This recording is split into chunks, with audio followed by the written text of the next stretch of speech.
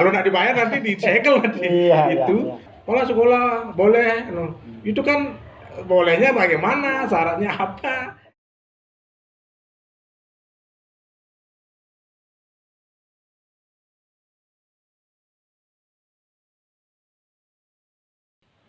Sahabat Sinar Timur TV, berjumpa kembali dengan saya Fransilino dalam acara Bincang-Bincang Santai dengan Bos. Program kerjasama Dinas Pendidikan Pemuda Olahraga Kabupaten Buleleng Provinsi Bali dengan Sinar Timur TV. Pada edisi sebelumnya kami telah membahas dengan Bapak Kepala Dinas Pendidikan Pemuda dan Olahraga Kabupaten Buleleng bersama stakeholder yang lainnya. Kali ini pada edisi ini kami akan membahas dana BOS dengan Dewan Pendidikan Kabupaten Buleleng dari sisi pengawasan. Bersama kami telah hadir Bapak Dr. Andes Ketutoyo Sumarte MPD, beliau dari Dewan Pendidikan Kabupaten Buleleng. Om Swastiastu. Om Swastiastu, Bapak. Pemirsa semuanya. Pak Toyo, Ya. bagaimana pengamatan Dewan Pendidikan terhadap penggunaan atau pemanfaatan dana BOS selama ini di Kabupaten Buleleng? Om Swastiastu, selamat siang. Jadi Pak Pran, pemirsa yang saya hormati. Jadi kapasitas Dewan Pendidikan selama ini adalah dalam ranah pemantauan pengawasan sekalian dengan kegiatan-kegiatan yang ada di tingkat satuan pendidikan yang dibiayai baik itu oleh APBD maupun oleh APBN. Nah, salah satunya adalah penyelenggaraan atau pengelolaan dana bantuan operasional sekolah atau BOS di tingkat satuan pendidikan khususnya di SD dan SMP. Jadi kita sudah setiap tahun secara rutin melaksanakan kegiatan pemantauan. Jadi dari sisi hasil yang kita sudah lakukan, jadi dari sisi pemanfaatan oleh satuan pendidikan, ini kami mencermati, mendapatkan data-data memang dana BOS sudah dikelola dengan baik sesuai dengan kondisi juknis daripada yang dikeluarkan oleh kementerian, termasuk arahan-arahan yang dilaksanakan oleh manajemen BOS tingkat kabupaten di Dinas Pendidikan Olahraga Kabupaten Buleleng. Itu yang selama ini kita lihat kondisinya. Jadi tidak ada masalah. Jadi selama ini dari sisi pengelolaan memang belum ada masalah karena memang di juknis itu sudah jelas. Jadi satuan pendidikan dalam hal ini sekolah membentuk tim pengelola BOS. Jadi sudah mencermati sekali juknis itu, jadi mana yang boleh dilakukan dan larang-larangannya memang sudah bisa dihindari.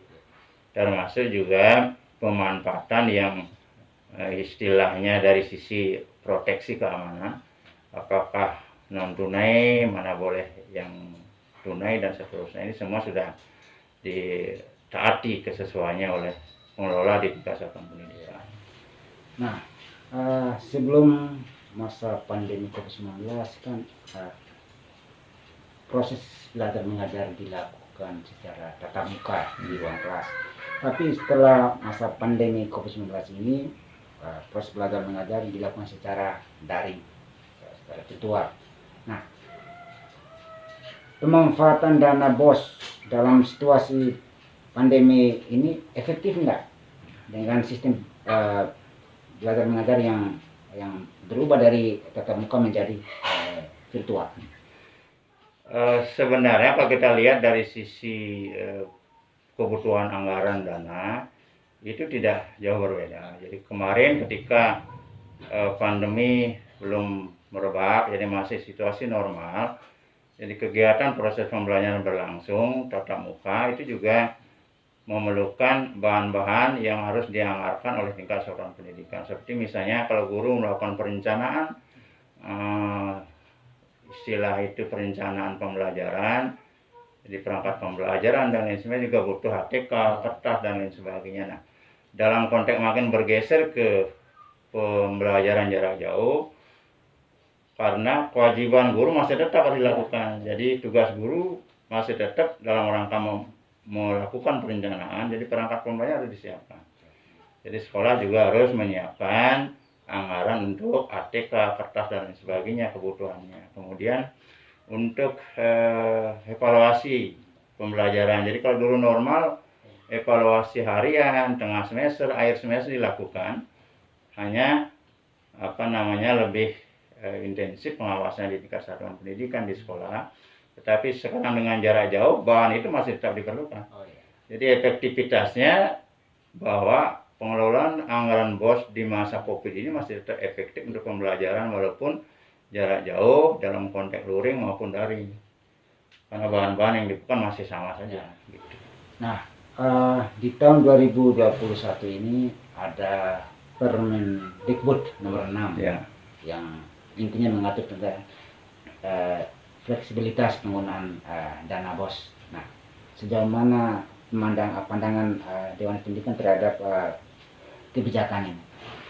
Jadi sesungguhnya dengan kondisi Permendikbud yang baru 06 2021 tentang juknis pengelolaan BOS reguler itu kan lebih relaksasi penggunaannya. Jadi artinya di masa COVID ini tidak dibatasi penggunaannya hanya untuk kegiatan-kegiatan rutin di proses pembelajaran maupun manajemen di tingkat satuan pendidikan, tetapi sudah difokuskan memprioritaskan prokes kesehatan dari COVID. Jadi lebih relaksasi sehingga tinggal menggeserkan anggaran. Satu contoh misalnya ketika ingin kita mewujudkan sekolah bersih sehat, maka ini kesempatannya melakukan penganggaran di tingkat perawatan MCK misalnya kamar mandi, WC, lingkungan diperbaiki kebersihannya, kerindangan dan lain sebagainya sehingga betul-betul tercipta kesehatan dan memenuhi prokes kesehatan COVID. Jadi contoh lain kan sarana cuci tangan. Ini kesempatannya kalau dulu pada saat normal tidak boleh itu dilakukan, sekarang boleh. Ini seolah-olah sekolah sudah akan melengkapi sarananya. Jadi begitu nanti normal kembali setelah COVID, luar biasa nih kondisi sekolah.